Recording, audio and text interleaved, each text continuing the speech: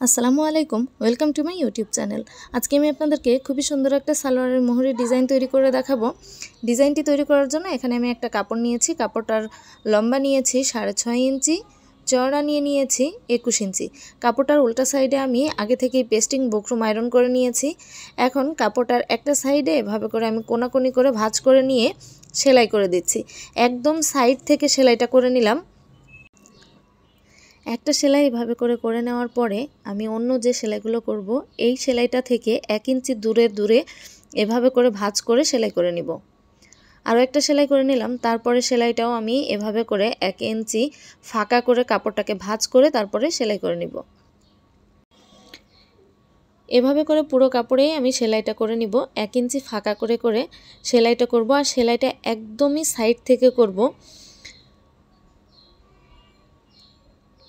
ভিডিওটা যদি আপনাদের কাছে ভালো লেগে থাকে তাহলে লাইক করবেন, কমেন্ট করে জানাবেন কেমন লাগলো, এবং আমার চ্যানেলটা সাবস্ক্রাইব করে পাশের বেল আইকনটি অল ক্লিক করে রাখবেন, যাতে আমি কোনো নতুন ভিডিও ছাড়ার সাথে সাথে নোটিফিকেশনটি আপনাদের কাছে পৌঁছে যায়।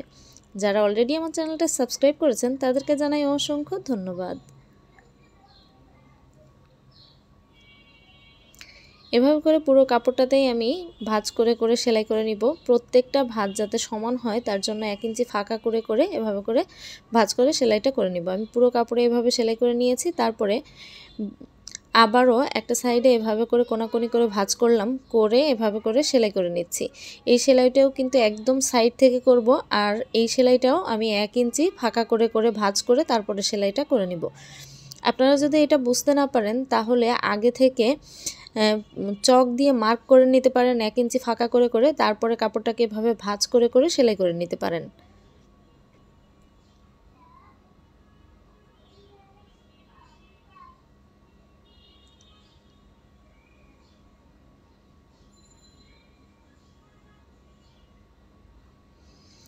এভাবে করে এখন আমি পুরো কাপড়টাতে সেলাই করে নিলাম। সেলাই করে নেওয়ার পরে এখানে আমি একটা লেস নিয়ে নিচ্ছি। লেসটাকে উল্টা করে আমি কাপড়ের সোজা সাইডেই লেসটাকে এভাবে করে সেলাই করে নিব। নিচের দিক থেকে 1 ইঞ্চি কাপড় বাদ রেখে তারপরে আমি লেসটাকে এভাবে সেলাই করে নিচ্ছি।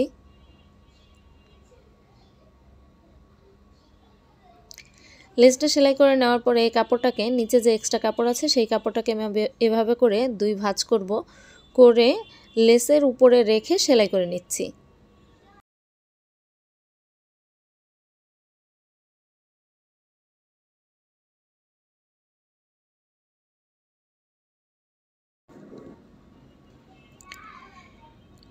এভাবে করে পুরাটুকু সেলাই করে নিলাম। নেওয়ার পরে এখন লেসটাকে এভাবে করে উল্টিয়ে নিব।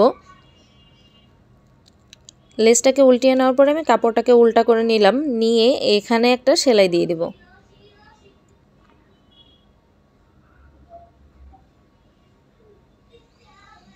সেলাইটা করে নিয়েছি। এখন আমি এই কাপড়টাকে একটা সাইডে রেখে দিব। রেখে দিয়ে আমি সালোয়ারটা নিয়ে নিচ্ছি। সালোয়ারটা নিয়ে নিলাম। এখন বন্ধ সাইডে আমি 2 ইঞ্চিতে একটা দাগ দিয়ে দিব। দিয়ে এখানে একটু রাউন্ড করে এঁকে নিব।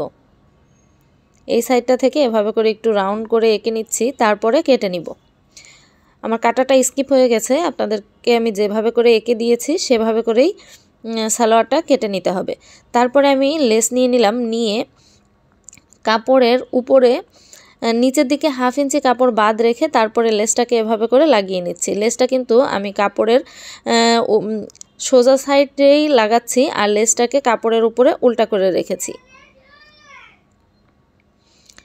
এখন লেসটাকে এভাবে সোজা করে নিয়ে উপর দিয়ে একটা চাপ সেলাই দিয়ে দিব।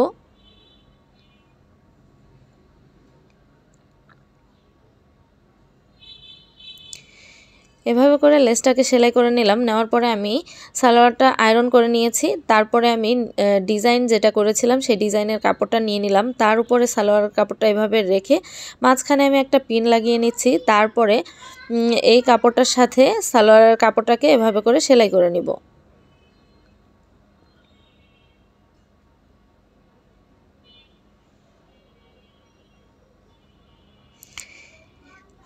এভাবে সেলাই করে নেওয়ার পরে পেছন সাইডে যে এক্সট্রা কাপড়টা আছে এই কাপড়টা আমি এভাবে করে কেটে নিচ্ছি।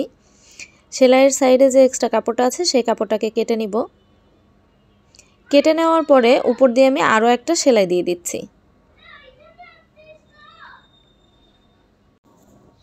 এই তো পুরোটা সেলাই করে নিলাম। একইভাবে অন্য পায়েরও আমি সেলাই করে নিয়েছি। এখন সালোয়ারটা সেলাই করে আমি ফাইনাল লুকটা আপনাদেরকে দেখিয়ে দিচ্ছি। এই তো দেখতে পাচ্ছেন সালোয়ারের ফাইনাল লুক। ডিজাইনটা আপনাদের কাছে কেমন লেগেছে আমাকে কমেন্ট করে জানাতে ভুলবেন না। আজকের মতো বিদায় নিচ্ছি। আপনারা সবাই ভালো থাকবেন, সুস্থ থাকবেন। আবার আসবো নতুন কোনো ভিডিওতে, নতুন কোনো ডিজাইন নিয়ে। আসসালামু আলাইকুম, আল্লাহ হাফেজ।